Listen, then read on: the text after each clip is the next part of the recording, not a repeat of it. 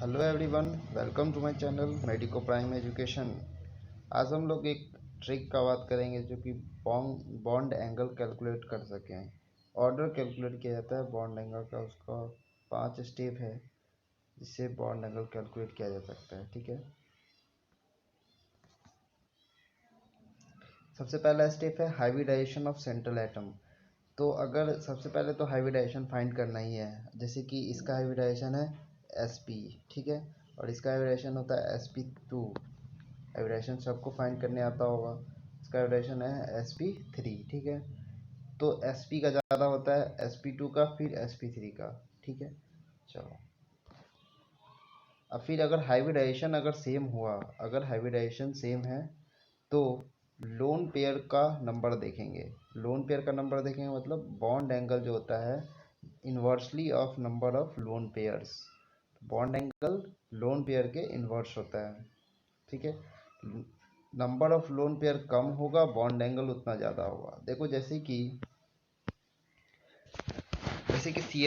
CH4NH3 और H2O का bond angle निकालना है। दोनों का सबका हाइब्रिडाइजेशन है sp3 लेकिन इसमें लोन पेयर है 0, 1 और 2। सबको लोन पेयर आता है कैलकुलेट करने, हाइब्रिडाइजेशन आता है, तभी ये सब का क्वेश्चन बनेगा। ठीक है, अगर ठीक है तो जिसका लोन पेयर इसका कम है तो हाइब्रिडाइजेशन इसका ज़्यादा होगा, सॉरी इसका बॉन्ड एंगल ज़्यादा होगा, ठीक है। इससे कम उससे कम, सिंपल सा बात है। जितना लोन पेयर होगा जैसे कि वाटर का स्ट्रक्चर कैसे होता है। वाटर का स्ट्रक्चर ऑक्सीजन होता है, यहाँ हाइड्रोजन और यहाँ हाइड्रोजन, और यहाँ दो लोन पेयर होता है, ठीक है।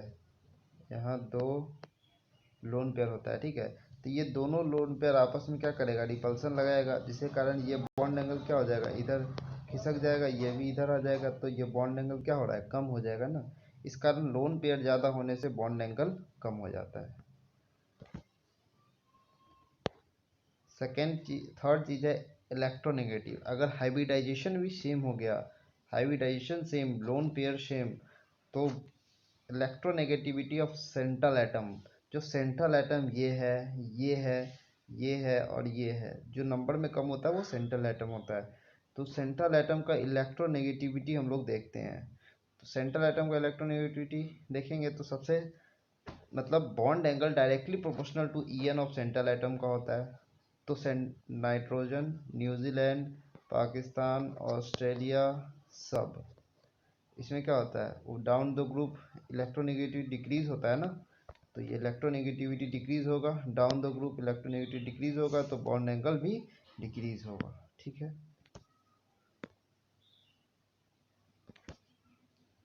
अगर हाइब्रिडाइजेशन सेम हो जाए, hybridization same, En of centre atom same, तो लोन पेयर भी सेम, चारों ऊपर वाला स्टेप सब सेम, तो size of the side atom से देखेंगे, तो साइड एटम का साइज से देखेंगे, और सेंट्रल एटम का En से अगर सेम हो गया तो size of the side atom से देखेंगे। तो साइड एटम Cl2 है, इसमें F है फ्लोरीन, OF2 और Cl2 दोनों में लोन पेयर है।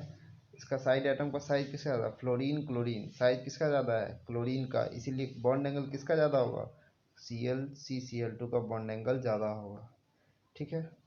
इसी तरह से सेम इसमें भी हो जाएगा, सेम इसमें भी है, इसमें भी हो जाएगा। अगर एक स्पेशल केस है, यहाँ सावधानी बरतना पड़ता है, जहाँ पे है कि अगर साइड एटम हाइड्रोजन और फ्लोरीन हो, जैसे कि देखो इस एग्जांपल में देखो, अगर साइड एटम हाइड्रोजन और फ्लोरीन है, ये हाइड्रोजन ये फ्लोरीन, साइड एटम हाइड्रोजन या फ्लोरीन है, तो ना साइज से चेक न करे, ओनली En का चेक करे। क्या चीज़ है, सिर्फ इलेक्ट्रोनेगेटिव चेक करेंगे।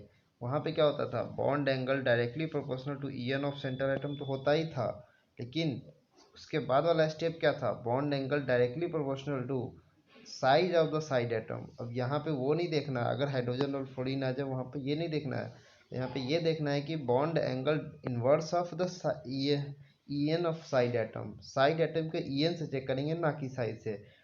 तो यहाँ पे अगर उससे चेक किया तो फिर गलती हो जाएगा। तो ऑक्सीजन, हाइड्रोजन और फ्लोरीन के बारे में जो दोनों में कंपेयर करना हो तो ये बात का ध्यान रखना है। देखो ऑक्सीजन, ये हाइड्रोजन और फ्लोरीन है, ठीक है। हाइड्रोजन और फ्लोरीन में ईएन किसका ज़्यादा होगा? ईएन ऑफ सेंटर एटम किसका ज़्यादा है?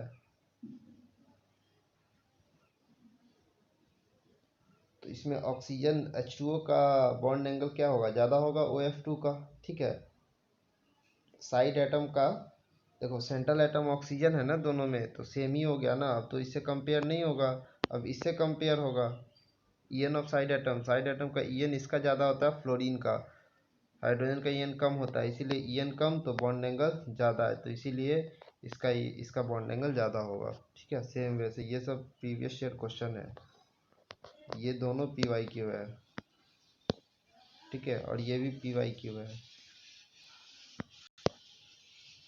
ये भी ये भी PYQ है, दोनों वेस्ट है। अब देखो, अब क्या बताया? सबसे पहला हाइब्रिडाइजेशन, सबसे पहले हाइब्रिडाइजेशन, उसके बाद लोन पेयर, उसके बाद क्या चेक करना है इलेक्ट्रोनेगेटिविटी EN, ठीक है। उसके बाद साइज, देखो ये एक स्कूल का नाम हो गया हेलेंस, क्या है? हेलेंस स्कूल होता है, एक स्कूल का नाम होता है हम लोग की तरफ, तो इससे याद रख सकते हैं हेलेंस, HLENS। और वो एक स्पेशल केस जो लास्ट में बताया वो ध्यान में रख लेना। सबसे पहले हाइब्रिडाइजेशन, फिर लोन पेयर, ठीक है। सबसे पहले हाइब्रिडाइजेशन, फिर लोन पेयर, फिर इलेक्ट्रोनेगेटिविटी, फिर साइज, ठीक है। सबसे पहले हाइब्रिडाइजेशन, लोन पेयर, इलेक्ट्रोनेगेटिविटी, फिर साइज, ठीक है। तो सभी को ये समझ में आ गया होगा। तो क्या ध्यान में रखना है? हेलेंस, क्या? HLENS, hybridization, lone pair, electronegativity, फिर साइज, और एक वन स्पेशल केस, ठीक है। एक स्पेशल केस याद रखना है, ठीक है। चलिए मिलते हैं अगले वीडियो में, तब तक के लिए ओके बाय।